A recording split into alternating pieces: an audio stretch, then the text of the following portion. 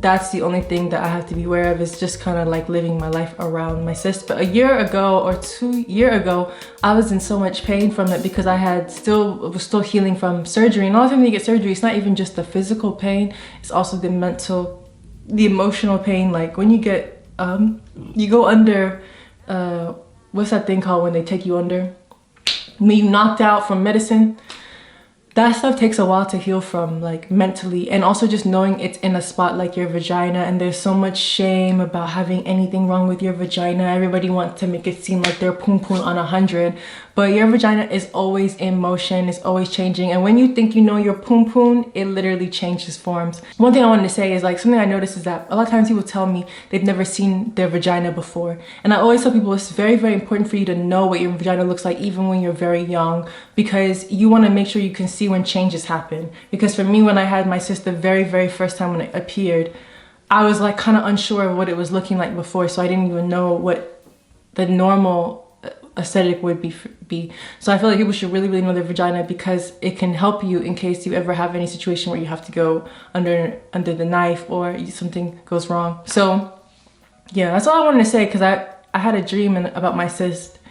And I was just like, oh, let me just share updates, because I know people who really like watch, and I know people panic, but I'm telling you, having a cyst on your vagina is really fine, and you can really work with it. You just need to know what ways to soothe your body, and also you should not be freaking out about a cyst because of what someone who you want to be with is gonna think. That's the last. I beg, please, I beg. If you're with anyone and they start to say to you, I don't like this cyst that you have, you need to go and report them to the police. You need to go and dispose of them in your lives, because that is so, okay, not the police thing, but it's so toxic that somebody will say it to you. You know, this is how your body is born with, and people need to be patient with you. And I think often that cyst is a reminder that people need to be patient with you, and you need to be patient with yourself.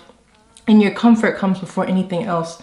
So please, I beg, don't be forcing yourself to have sex or be forcing yourself to give pleasure to somebody because you have this cyst. Don't feel like you need to overcompensate it. It is what it is. You have what you have, and people should be fucking grateful. Generally, I don't know all this, why is your thing like this? You should be grateful that you're even seeing my body. Okay, so please, that's all I have to say for that. I hope that along this journey of you figuring out if it's gonna go away or stay or go away, because I feel like mine is dormant and has been dormant for a while now. So I think it's just kind of more about being dormant versus being inflamed, and figuring out what things are inflaming your system, what things kind of allow it to continue to be dormant, noticing your stress levels, noticing how it responds to different people you're with. Maybe you have a partner, they're rough.